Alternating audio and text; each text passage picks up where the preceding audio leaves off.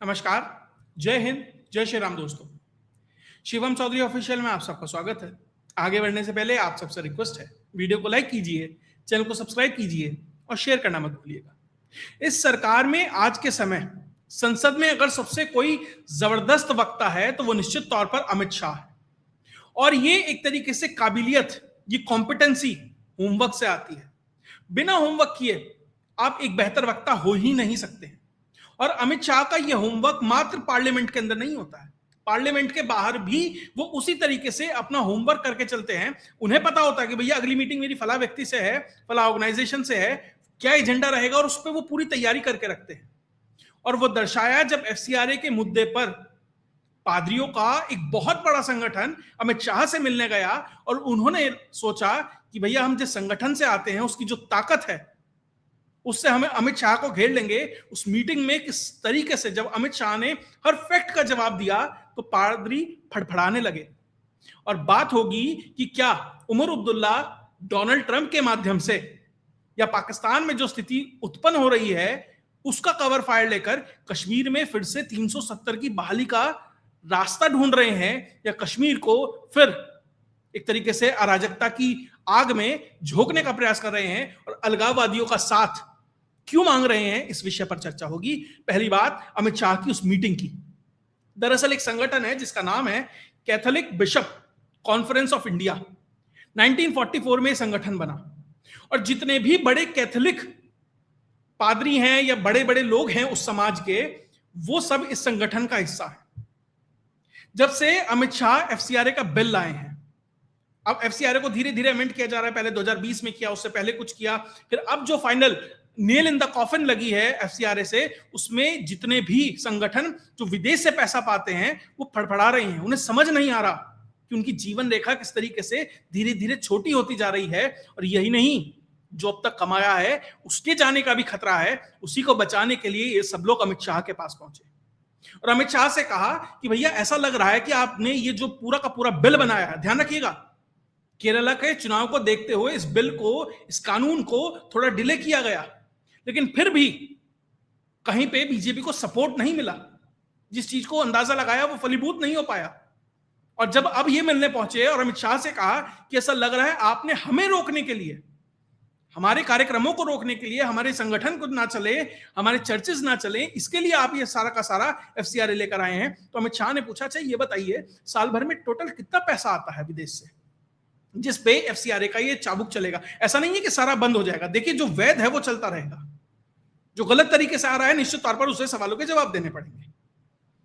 अब जवाब नहीं था। अमित शाह ने कहा 17,000 करोड़ सालाना आता है आधिकारिक रूप से, ऑफिशियल चैनल से, और मात्र 15% उसका, मात्र 15% 3,000 करोड़ चर्चेस तक पहुंचता है।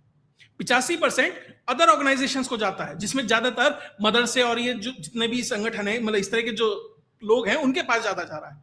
आपके पास तो मात्र 15% आ रहा है। अगर मान लीजिए, हाँ ये मान लीजिए हम बायस्ड हैं, तो बायस्ड होंगे 85% के खिलाफ होंगे, 15% के खिलाफ थोड़ा ही होंगे। और दूसरी बात, ये किसी रिलीजन को लेकर है ही नहीं, ये स्पष्ट रूप से गलत पैसा भारत ना आए और वो गलत काम में ना लगे उसके लिए है। भारत में डेमोग्राफिक चेंज ना हो उसके लिए है। कास्ट के बेस पे क्योस ना हो उसके लिए है। भारत में कहीं इलीगल गतिविधि, धर्मांतरण से लेकर सब कुछ जो जो भी चलता है, बार बार बताने की जरूरत नहीं है, इस चैनल पर हर बार चर्चा होती है, उन सब के लिए है, आपके लिए तो नहीं है। अब उन्हें लगा कि भैया ये सब तो चलेगा नहीं, तो धीरे से गोल पोस्ट चेंज कर दिया कि नहीं नहीं साहब आप वो मणिपुर में देखिए, मणिपुर में बड़ी दिक्कत हो रही है, मणिपुर का भी ध्यान आपको रखना चाहिए। तो अमित शाह ने कहा कि भैया मणिपुर में तो कोई रिलीजियस एंगल है ही नहीं। पहली बात तो वो दो एथनिक ग्रुप्स के बीच में हो रहा है, और वो दो एथनिक ग्रुप्स के बीच में भी जो हो रहा है, ये अमित शाह ने नहीं कहा, उन्होंने कहा दो एथनिक ग्रुप्स के बीच में, लेकिन जो हो भी रहा है भैया वो तो गोल्डन जो ट्रायंगल है, जो नार्कोटिक्स वाला एंगल है, उसको उन दो एथनिक ग्रुप्स के बीच में डाला गया है, इसलिए हो रहा है। इसमें तो रिलीजियस एंगल कहीं है नहीं। और आपको लगता है कि आप कहीं पार्टी हैं, आपके हित हैम्पर हो रहे हैं, तो आगे आइए ना, समाज को संभालिए। फंडामेंटल राइट्स की तो सब बात करते हैं, फंडामेंटल ड्यूटीज की कौन बात करेगा? सबको अधिकार चाहिए, जिम्मेदारियां कौन निभाएगा? नॉर्थ ईस्ट में चर्च कितना मजबूत है, क्रिश्चियन लॉबी कितनी मजबूत है, सबको पता है।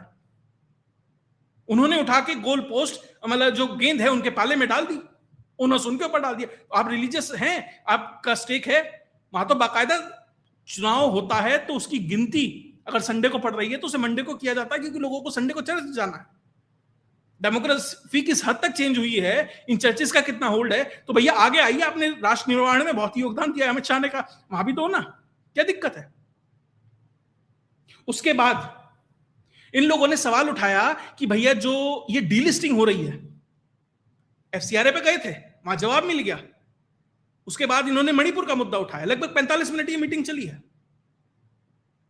फिर इन्होंने मणिपुर का मुद्दा उठाया, वहां भी स्पष्ट कहा कि भैया हमसे सवाल मत पूछिए, हम मतलब जो करना है सरकार कर रही है, ऐसा नहीं है सवाल नहीं पूछना, जो करना है कर रही है, आप क्या कर सकते हैं, आप क्या दे सकते हैं वो बताइए।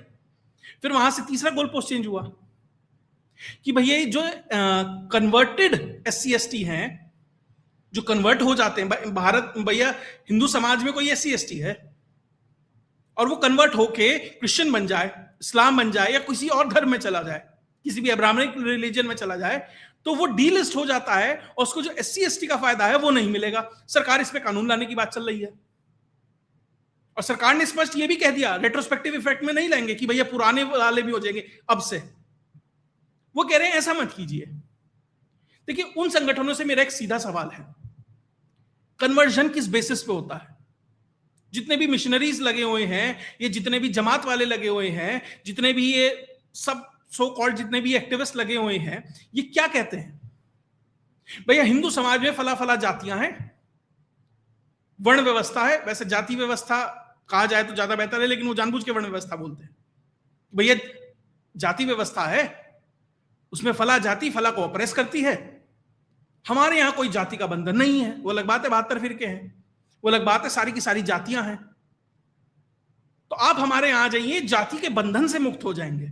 साहब अगर आपने हिंदू समाज छोड़ दिया, SC/ST से आप मतलब कन्वर्ट होकर क्रिश्चियन बन गए, मुसलमान बन गए, तो आपने तो उस विशेष साइकिल को छोड़ दिया ना, आपको तो सल्वेशन मिल गया। अब तो जाति बंधन है ही नहीं, क्योंकि इस्लाम में तो सब बराबर हैं, मस्जिद में तो सब जाते हैं, चर्च में तो सब जाते हैं और सब एक साथ बैठते हैं। ये कहते हैं ना कि मस्जिद में तो अमीर गरीब जाति मतलब ऊंच नीच सब वहीं बैठते हैं, पसमंदा हो और जो भी हो सब साथ बैठते हैं। तो भैया जब आपको समानता मिल गई तो असमानता के आधार पर जो रिजर्वेशन दिया गया आपको उसकी क्या जरूरत है? और सरकार ने कहा ये हम नहीं कह रहे, तो सुप्रीम कोर्ट की वर्डिक्ट है, तो डिलिस्टिंग तो होगी।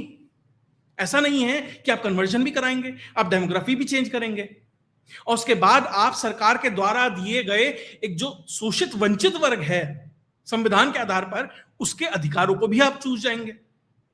ये तो नहीं चलेगा।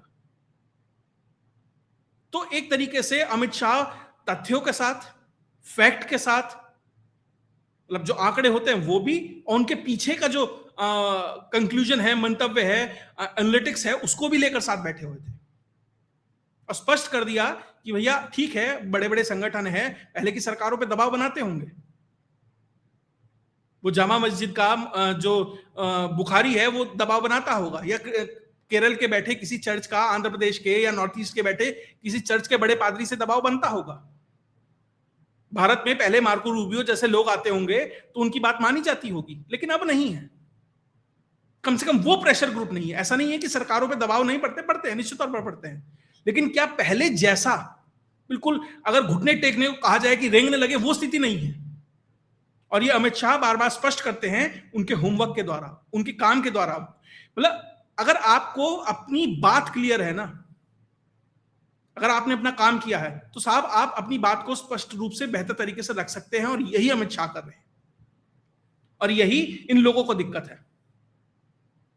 फिर इन्होंने चलते चलते एक और सी गुफा छोड़ दिया कि अरे साहब वो बड़े सारे हिंदुत्ववादी संगठन हैं, ये हमारे चर्चों पे बड़ा हमला करते हैं।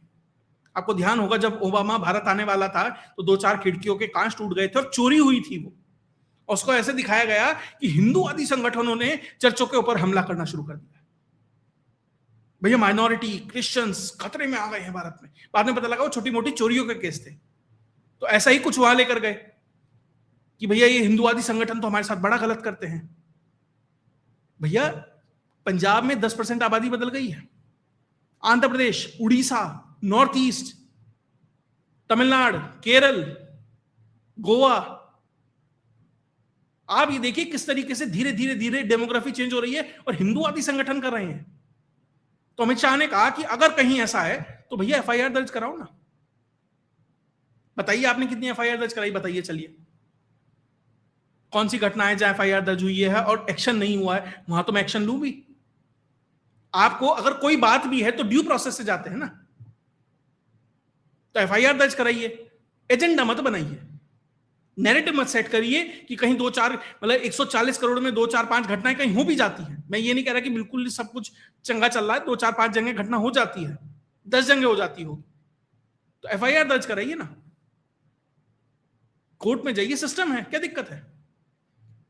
लेकिन 2 घटनाओं को लेकर और पूरा एजेंडा ऐसे सेट कर देना कि वही सब खतरे में आ गए हैं, ये सही नहीं। तो कुल मिलाकर 45 मिनट में उन्हें लगा कि भैया जाते ही यॉर्कर डालेंगे, बाउंसर डालेंगे, कार्यक्रम होगा, लेकिन नहीं। हर बॉल को बेहतर तरीके से टैकल किया गया, उस पर शॉट्स खेले गए। देखिए ओवैसी जैसा व्यक्ति ना बहुत समझदार है, उसने ऐसे ही नहीं कहा कि अमित शाह जो करता है ना बड़ा सोच समझ के करता है, उसके पीछे कोई ना कोई मतलब है, एसआईआर, एनआरसी, वो सब वो समझ रहा है। लेकिन अपने वालों को दिक्कत रहती है, अपने वालों को तो लगता है कि भैया पहले दिन ही आए सब कुछ हो जाए। नायक पिक्चर देखिए ना, सिस्टम कितना बड़ा है और उस सिस्टम के चक्के घुमाने में कितना समय लगता है। अगर बैठ के संयमित तरीके से सोचेंगे तब समझ आएगा। ये तो पहली घटना है कि किस तरीके से 45 मिनट में अमित शाह ने पूरा का पूरा जो एजेंडा लेकर, ये Catholic bishop conference of India 1944 वाला जो संगठन आया था, इन सबको कहा चाय पानी पियो, बिस्कुट खाओ, ठीक है चलिए थैंक यू, अगली मीटिंग के लिए बुलाओ भाई। अब दूसरा मुद्दा, क्या कश्मीर को वापस से प्री 370 एब्रोगेशन वाले फेज में उमर अब्दुल्ला और उनका जो बाप है फारूक अब्दुल्ला वो धकेलने का प्रयास कर रहे हैं क्या? दरअसल उमर अब्दुल्ला और फारूक अब्दुल्ला ने 52 नेताओं को एक तरीके से कांटेक्ट किया है, चिट्ठी लिखी है और 20 तारीख को जंतर मंतर पर आमंत्रित किया है। ध्यान रखिएगा, कॉकरोच जनता पार्टी ऑलरेडी वो कॉकरोच वहां बैठे हैं सोनम वांगचुक को वो अलग बात है, उसकी आंतें थोड़ी सी सिकुड़नी शुरू हो गई है, वो चिल्ला रहे हैं अरे मर जाएगा मर जाएगा, ठीक है उस पर कभी और बात। तो इन सब को 52 नेताओं को वहां बुलाया है कि भैया कश्मीर में दोबारा से कंप्लीट स्टेटहुड जम्मू कश्मीर को मिलना चाहिए। और ध्यान दीजिएगा, अभी बताऊंगा आगे क्या क्या है और किस तरीके से डोनाल्ड ट्रंप से मदद मांगी है 370 वापस लाने के लिए। और इस सब में मीरवाइज उमर फारूक जो अलगाववादी नेता है उसको भी कांटेक्ट किया गया है। अरे साहब आपको बुलाना था, पॉलिटिकल स्टेक होल्डर्स को बुलाते, इंडिया अलायंस के नेताओं को बुलाते, राहुल गांधी को बुलाते। मीरवाइज उमर फारूक किस तरीके से रेलेवेंट है यहां पर? वो कौन सा स्टेक होल्डर है सिवाय इसके कि पाकिस्तानी पैसे पे पलने वाला एक अलगाववादी व्यक्ति है। और उसके बाद वही मीरवाइज उमर फारूक क्या कहता है कश्मीर में जुम्मे की नमाज के बाद कि 370-35A दोबारा से रीइंस्टेट होने चाहिए। और वो ये कह रहा है कि जितने भी पॉलिटिकल प्रिजनर्स हैं, यानी कि जितने भी आतंकी हैं, उन्हें तो पॉलिटिकल प्रिजनर्स कहेगा ना, उन सबको आजाद किया जाए। और वहां पर जो जमीन है, जॉब है, रिसोर्सेज है, उन पे कश्मीरियों का हक हो। इसका मतलब आप ये कह रहे हैं कि 370 में जो प्रोविजन दिए गए थे वापस चाहिए, यानी आप 370 मांग रहे हैं। और अपनी दादी या दादा की 26वीं बरसी पर ये भाई साहब हजरतबल पहुंचे हुए थे उमर अब्दुल्ला, और वहां से भाषण दे रहे हैं कि ऐसा है, फुल स्टेटहुड मिलना चाहिए। और आरोप लगाया जा रहा है कि बीजेपी उनके विधायकों को, सांसदों को नहीं, विधायकों को 30-30 करोड़ रुपए देकर तोड़ने का प्रयास कर रही है। और बीजेपी के नेता संपर्क कर रहे हैं जो वकील हैं और लोकसभा या राज्यसभा के मेंबर हैं। तो भैया जो उमर अब्दुल्ला कुछ दिन पहले तक ये कह रहे थे कि प्रधानमंत्री नरेंद्र मोदी की सरकार तो बड़े अच्छे से हम जम्मू कश्मीर में सरकार चलने दे रही है, हमें कोई परेशान नहीं कर रही है, बहुत फंड्स आ रहे हैं, अचानक से मीरवाइज को बुलाने लगा है, अचानक से 52 नेताओं को बुलाने लगा है, कहने लगा है मेरी पार्टी को तोड़ रहे हैं। क्यों? पहली बात तो बीजेपी को वहां तोड़कर कोई फायदा नहीं है, क्योंकि वहां जो असेंबली कॉन्स्टिट्यूएंसी है उसमें बीजेपी के पास मात्र 29 हैं और बीजेपी को पता है और उन नेताओं को पता है जिनको तोड़ने की बात चल रही है वैली में से, अगर बीजेपी तोड़ के लाती है किसी को, भाई उन नेताओं को पता है ना कि एक बार बीजेपी के साथ चले गए तो वैली में तो राजनीति खत्म है, तो वो क्यों जाएंगे बीजेपी के पास। और दूसरी बात, जब वहां पर एलजी बैठा है और वो एलजी को सारी ताकतें हैं, तो बीजेपी तो एक तरीके से ऑलरेडी वहां इन पावर है, सेंट्रल गवर्नमेंट इन पावर है, तो उसे विधायक तोड़कर वो जो 1980s के बाद का जो लास्ट 1980s के लेट 1980s का जो दौर था, जो कांग्रेस ने गलती की, बीजेपी वो दोबारा तो नहीं दोहराना चाहेगी। लेकिन क्यों कह रहे हैं? सबसे पहली बात तो यह है, उमर अब्दुल्ला को पता है मेरे पास पुलिस नहीं है, और जितने भी सेंट्रल के अधिकारी वहां हैं उनकी ट्रांसफर पोस्टिंग में नहीं कर सकता। देखिए, जो पैसा असल में वहां की ये पार्टियां हैं, एनसी है, नेशनल कॉन्फ्रेंस है, पीडीपी है, जितनी भी ये सत्ता में रही पार्टियां हैं, असल में वहां पैसा वो कमाती हैं जो सेपरेटिज्म है उससे, जो कश्मीर में क्योस होता है उससे पैसा कमाती है, और वो हो नहीं रहा है। वो दिक्कत है सबसे बड़ी उमर अब्दुल्ला को। दूसरी चीज, अब उमर अब्दुल्ला ने आज क्या ट्वीट किया? उमर अब्दुल्ला ने कल ट्वीट किया, माफ कीजिएगा, इफ ओनली, और नीचे मीम लगाया है जिसमें डोनाल्ड ट्रंप ये कह रहा है कि भैया स्टेटहुड मिलना चाहिए, और स्टाइल है, विजन है उमर अब्दुल्ला में, ऐसे करके एक मीम लगाया है। देखिए, अगर ये इस पे कोई रिएक्ट ना करे तो ये कहेगा देखो मैं तो जेंजी वाली सोच वाला हूं, युवा हूं, देखिए मैंने तो कैसे एक मीम कर दिया, मीम बना दिया है। और असल में ये फॉरेन इंटरवेंशन के लिए एक तरीके से इशारा कर रहा है, क्योंकि इसको पता है कि पड़ोस में जो पीओके है, पाकिस्तान ने आज तक ये बेचा है कि देखिए कश्मीर जलता है, बुरहानवानी है, सेपरेटिज्म है, पत्थरबाजी है, आतंकवाद है, सेपरेटिज्म है, चुनाव ढंग से नहीं होते हैं। यही तो नैरेटिव है ना 90s के बाद से, जब से वो कन्वेंशनल वॉर नहीं जीत पाया, यही सब कुछ चलता है ना। विकास नहीं है, हिंदू दमन है, दिल्ली ने कश्मीर को कब्जा किया हुआ है। अब वही नैरेटिव पलट के पीओके में है। पीओके में 15 जुलाई को मार्च निकालने की बात है कि अगर 14 जुलाई यानी आज अगर सारी मांगे पूरी नहीं हो पाई तो 5 लाख से ज्यादा व्यक्ति मुजफ्फराबाद की तरफ मार्च करेगा। 5 लाख आदमी कभी कश्मीर में निकला नहीं है। मतलब ठीक ठाक आप संख्या में लोग निकले हैं एक समय में, लेकिन इतनी बड़ी संख्या में पीओजे में अगर निकल रहे हैं तो समझिए स्थिति कितनी खराब है। तो किसी ने तो पीछे से चाबी भरी है, अरे साहब नैरेटिव खराब हो जाएगा कि इस कश्मीर में अमन शांति है, उस कश्मीर में नहीं है, चलो तुम भी रागा लापो, तुम भी गड़बड़ करने का प्रयास करो, तुम भी कुछ ऐसा पेज भरो कि जनता निकले, स्टेटहुड के नाम पे निकले, इस बात पे निकले कश्मीरी जनता, अरे हमारी निर्वाचित सरकार को गिराने का प्रयास है। क्योंकि आप विकास के नाम पर तो नहीं कर सकते, क्योंकि पर कैपिटा के तौर पर किसी स्टेट में सबसे ज्यादा पैसा अगर सेंटर देता है तो वो जम्मू कश्मीर है, और उसमें भी सबसे बड़ा शेयर जाता है कश्मीर को। और क्या कह रहा है उमर अब्दुल्ला कि हमें लद्दाख की तरह, जिस तरीके से लद्दाख वाले अपने लिए स्टेटहुड मांग रहे हैं, हमें भी मांगना चाहिए। क्या हुआ था लद्दाख में? सोनम वांगचुक ने आग लगाई थी लद्दाख में। तो क्या ये कह रहे हैं कि कश्मीर में वापस से वो दौर 370 से पहले वाला दौर वापस लाया जाए? इसलिए मीरवाइज उमर फारूक से बात की जा रही है, डोनाल्ड ट्रंप के इंटरवेंशन की बात की जा रही है, क्योंकि आपके पड़ोस में आग लगी और आपको पसंद नहीं आ रहा है।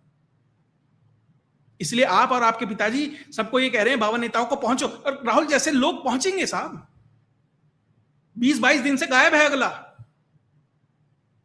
20-22 दिन से मिल नहीं रहा। मुझे याद है वो नीलू व्यास कह रही थी कॉकरोच जनता पार्टी आएगी, नरेंद्र मोदी और अमित शाह कितने फला घंटे में 100 घंटे में देश छोड़ के भाग जाएंगे। उस दिन से राहुल गांधी नहीं मिला है, और जैसे ही ये सब कुछ शुरू होगा राहुल गांधी अचानक से कहीं से अवतरित होगा और जंतर मंतर पे इन 52 नेताओं और मीरवाइज के बराबर में बैठा आपको मिलेगा, अगर होता है कुछ और कुछ करने का प्रयास है तो। कश्मीर से और जंतर मंतर तक कुछ ना कुछ बड़ा करने का प्लान है, वापस से कश्मीर को उसी पुराने दौर में धकेलने का प्लान है, प्रयास है।